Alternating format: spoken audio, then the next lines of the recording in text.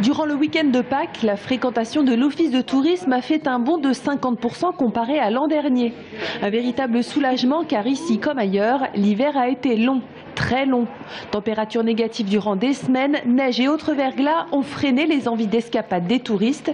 Certains ont tout simplement rayé la Touraine de leur programme. On a eu sur les gîtes, les chambres d'hôtes et les hôtels des annulations sur les week-ends de dernière minute. Donc ça c'est une tendance qui est complètement liée aux conditions météo. Et puis bien entendu après ça change dans les pratiques de consommation. On va rester effectivement plus longtemps dans les restaurants, on va effectivement aller dans les commerces. Cet hiver, les touristes ont donc abandonné le sandwich, le snack et le fast-food pour se replier vers des pauses déjeuner plus longues et plus gastronomiques.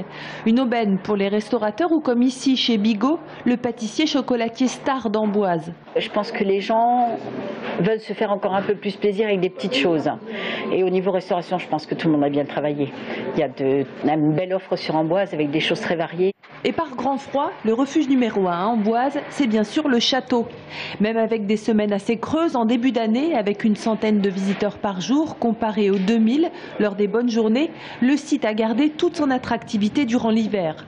L'avantage donc du tourisme culturel, la visite des châteaux, c'est que pratiquement on peut faire ça quelle que soit la période de l'année, quelle que soit l'ambiance. Et en fait, on a un comportement différent. C'est évident que quand il pleut ou qu'il fait froid, on passe moins de temps dans les jardins. À l'inverse, on est plus enclin à suivre une visite guidée, à prendre son temps, lire les notices de visite. Les seuls à avoir vraiment pâti de la météo cet hiver, les aérostiers. Chez Armand-Golfière par exemple, 2 vols ont pu être effectués cette année. L'an dernier, l'entreprise affichait complet chaque week-end de mars.